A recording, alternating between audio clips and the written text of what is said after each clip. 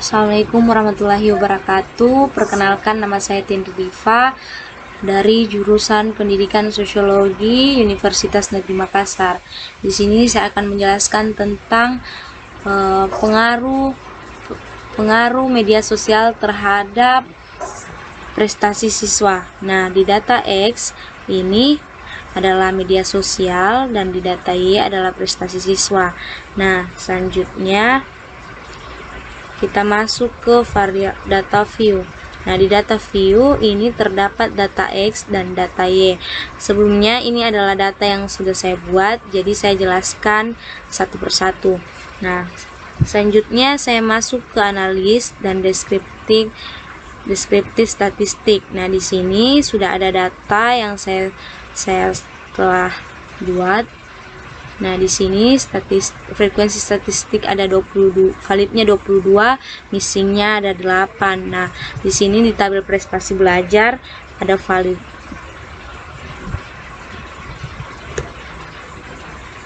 Maaf sebelumnya. Jadi di sini statistiknya tentang sosial media. Jadi di sini di data 1 sampai 15 ada frekuensi. Nah, di data 1 frekuensinya ada 2, persennya 6,7, valid persennya 6,7 dan kumulatif persennya ada 6,7. Nah, yang kedua frekuensinya 1, persennya 3,3, valid persennya 3,3 dan kumulatif persen ada 10,0. Nah, di sini kita bisa lihat lagi data yang setelah saya buat ada prestasi belajar. Nah, di data 15 sampai 30 kita bisa lihat bahwa di data 15 ini frekuensinya 1, persennya 3,3, valid persen 4,5 dan kumulatif persen 4,5. Nah, yang valid 17-nya ini frekuensinya ada 1, persennya ada 3,3, valid persen 4,5 dan kumulatif persen 9,1. Nah, kalian boleh lihat di data di tabel prestasi belajar siswa ini. Nah, itu adalah tabel frekuensi. Nah, selanjutnya kita masuk lagi ke aplikasi untuk melihat data analis, lalu masuk ke deskriptif. Nah, di data deskriptif ini kita masukkan media sosial atau data X dan prestasi siswa atau data Y. Nah, lalu selanjutnya kita masuk lagi ke data yang telah saya buat.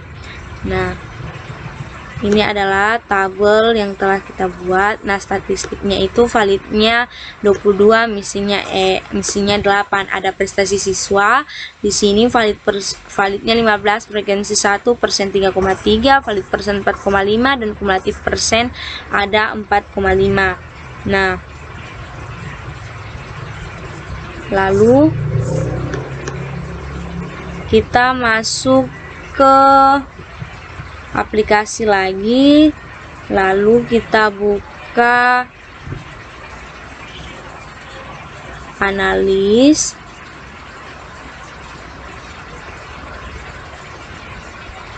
lalu kita pilih deskriptif, lalu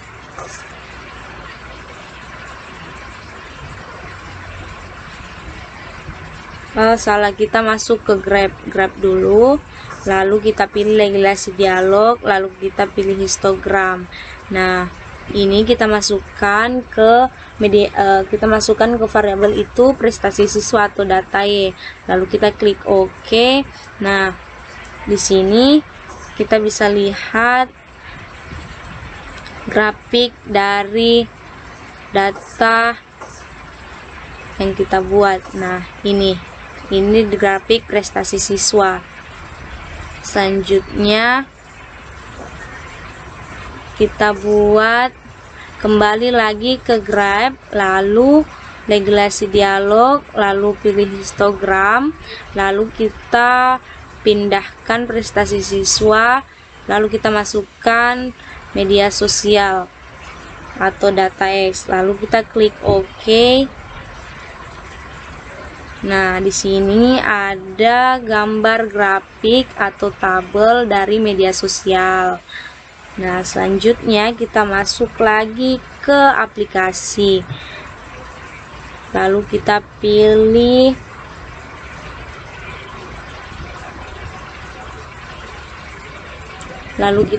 kembali memasukkan ke analis. Nah, di analis kita masukkan conference means, lalu kita klik means, lalu kita masukkan di dependent list itu prestasi siswa atau data Y. Nah, di layar 1 ini kita memasukkan media sosial atau data X, lalu kita klik OK.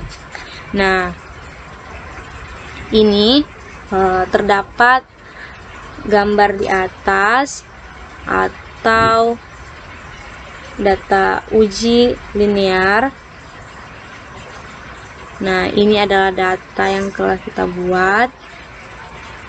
Nah, di sini ada ANOVA table. Nah, di ANOVA table ini berdasarkan uji linearitas, berdasarkan tabel ANOVA, uji linearitas dampak deviation from linearity adalah ini kita bisa lihat di 19,239.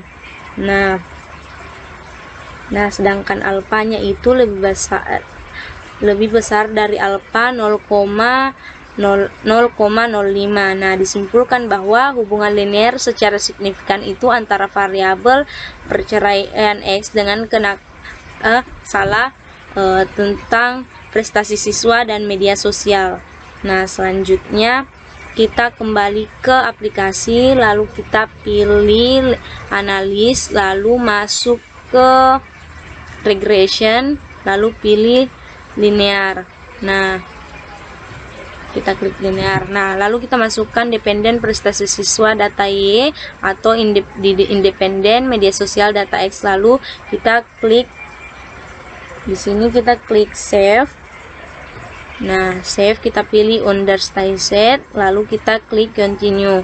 Nah, di situ kita akan lihat data yang telah kita buat. Nah, di sini setelah klik itu kita bisa respon satu ini. Nah, ini adalah data-data yang sudah dibuat sebelumnya. Lalu kita masuk ke aplikasi lagi, lalu kita pilih analisis, terus kita masuk di ini. Nah, kita pilih regulasi dialog, lalu pilih satu sampel KS. Nah, di sini kita masukkan data ini. Nah, lalu kita klik OK. Nah, ini data yang telah kita buat. One sample Kolmogorov-Smirnov test. Nah, hasil dari uji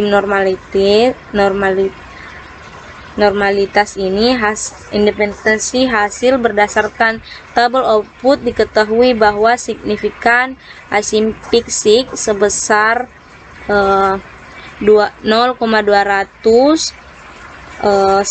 lebih besar dari alfa 0,05.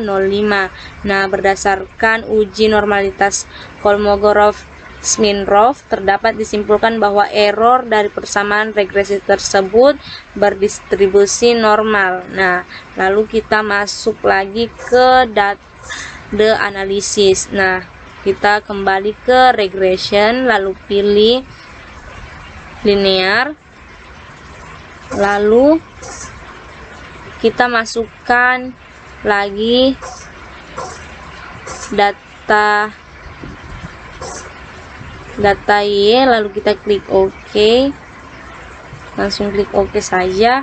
Nah, di sini ada data koefisien. Nah, di data koefisien ini,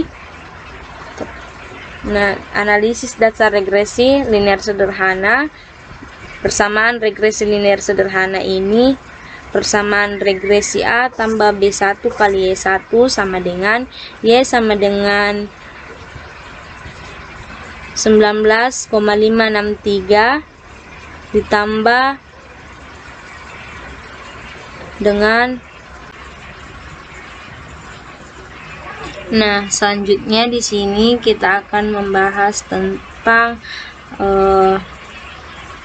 persamaan regresi linear sederhana. Selanjutnya di sini persamaan regresi Y sama dengan A tambah B1 kali X1 atau Y di sini ada 19,563 ditambah dengan 0,372. Nah, selanjutnya di sini ada uji signifikan koferensi regresi.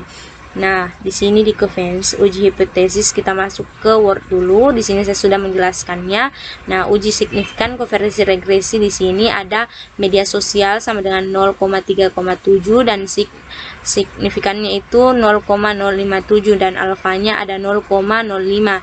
Karena di signifikan 0,057 lebih besar daripada alfa dan 0,05. HO tidak ada hubungan antara X dan Y karena tidak signifikan, dan H1 ada hubungan antara X dan Y karena signifikan, maka HO ditolak. Kesimpulan hubungan negatif min 0,37 dan signifikan antara media sosial dan prestasi siswa.